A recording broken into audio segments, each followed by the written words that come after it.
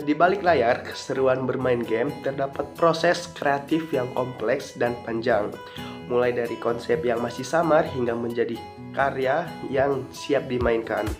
Nah, setiap game melewati perjalanan yang penuh tantangan. Dalam presentasi ini atau video ini, kita akan mengungkap rahasia di balik layar dan membahas setiap tahapan dalam siklus hidup pengembangan game. Nah, dalam pembuatan game itu ada sebuah istilah atau nama, yaitu GDLC. Nah, jadi GDLC itu adalah Game Development Life Cycle. Nah, jadi GDLC adalah kerangka kerja sistem yang digunakan dalam pengembangan sebuah game. GDLC memandu seluruh proses pengembangan, mulai dari perencanaan hingga perawatan setelah game dirilis. Nah, GDLC, tim pengembang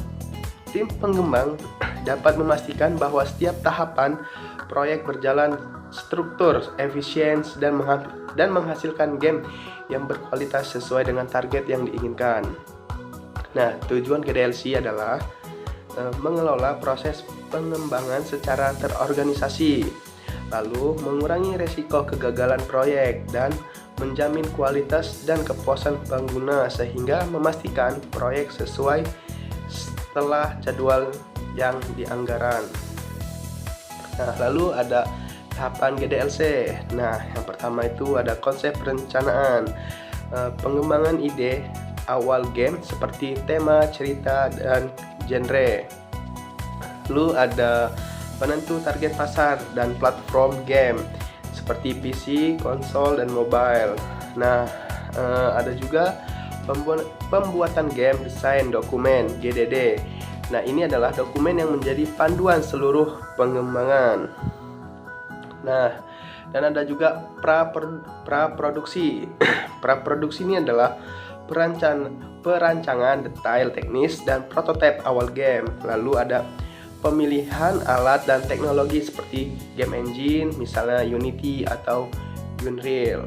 Nah, terus ada penyusun tim pengembang yang terdiri dari desainer, programmer, artis, dan penguji.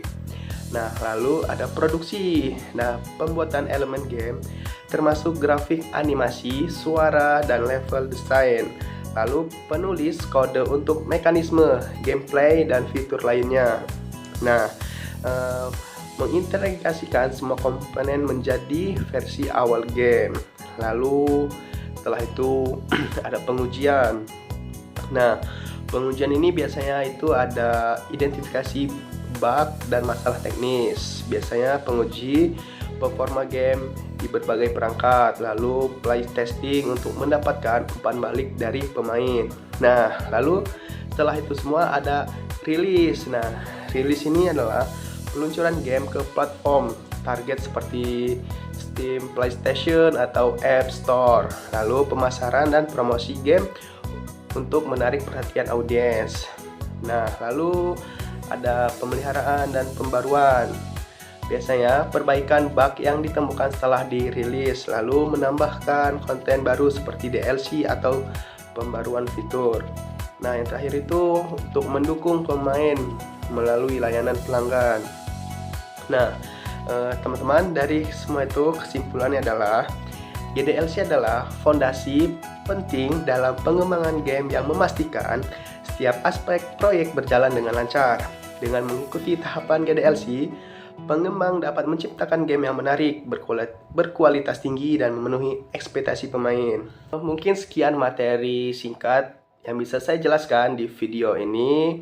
Kurang lebihnya saya mohon maaf. Saya akhiri. Wassalamualaikum warahmatullahi wabarakatuh.